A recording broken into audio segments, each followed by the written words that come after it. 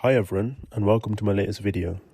Today I'll be discussing some of my favorite digital collectible grails on Veve. I will discuss why I think they are grails and what makes them special. I understand a lot of these can be way out of reach, but I'm just happy to share some of my favorites and I think what makes them special.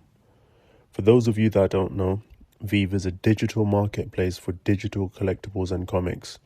You have some of the major brands partnered on here with Veve to share their collectibles or NFTs. So what makes Veve so special? I think the trajectory of innovation that could make these collectibles more than just something to look at, in the sense you can showcase these like you would with your Pokemon cards or physical collectibles with your friends and whom you choose. Aspects that determine the price is obviously supply and demand, and supply can vary on these editions as Veve and the partners will decide on this. Demand is obviously based on several variables, and one of them could be first appearances, big IPs like Disney or Universal or things like that. Favorite characters, so for example, fans of SpiderMan will obviously demand SpiderMan collectibles, and those collectibles, if there's more than one, then maybe they'd go for the first appearances or the low edition sizes and things like that. If you're a collector or an investor, you're able to join this space and make what you will. So let's get into my favorites. If you watched my last video, you'll know about the Disney golden moments and why Walt is so special on Veve and the community. Walt Disney is the man who made it all happen. We all know how much impact Disney has had, and I think growing up, seeing films and books and TV shows, and obviously the theme parks and Disney World and things like that, you're surrounded by Disney.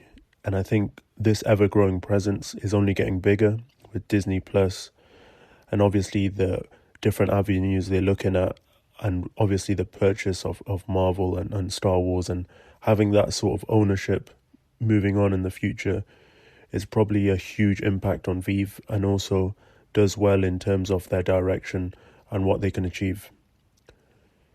In terms of edition size for this collectible, it's at 4,333. So if you think about scarcity in a real world, 4,333 is nothing. When you have, let's say 100,000 users or even 1 million users or even 1 million plus, to think 4,333 picking up a Walt Disney golden moment, I think that's nothing. I think the demand could be huge in the future. When you have this influx, you can see the parabolic rise and also demand obviously leading the way.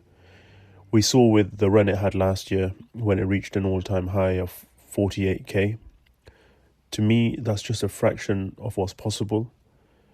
I think in terms of being in a bull run and the amount of money that could be coming into Veve and the users, if obviously the direction is correct and the partnerships are correct and obviously everything around Veve making the right decisions, I think we would see a huge price rise in these collectibles, especially the Grails.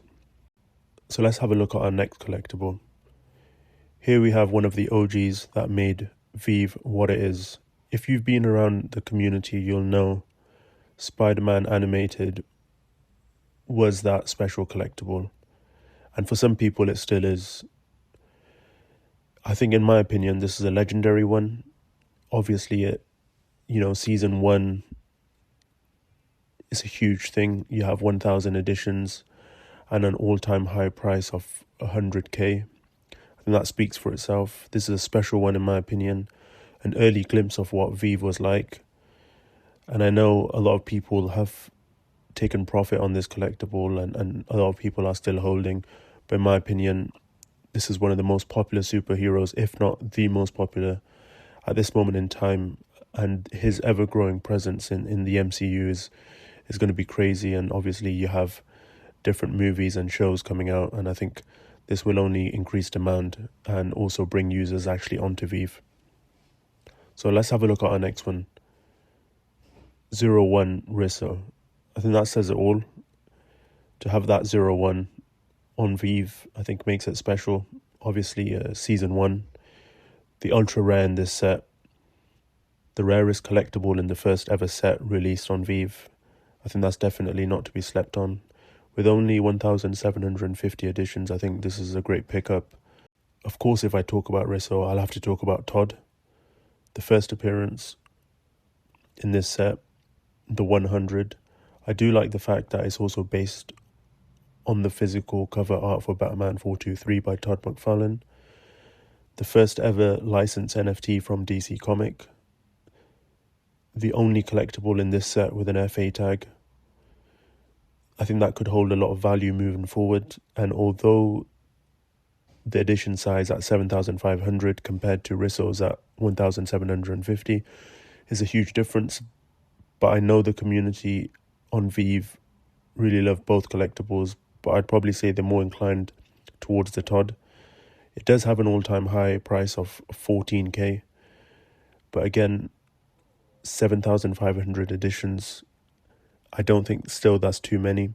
I think with more users, that demand increases. You know, who knows where the all-time high price could be in the next few years. Moving away from heroes and onto a villain / anti-hero, wherever you choose to draw the line. Darth Vader, one of the most popular IPs ever, backed by Disney now.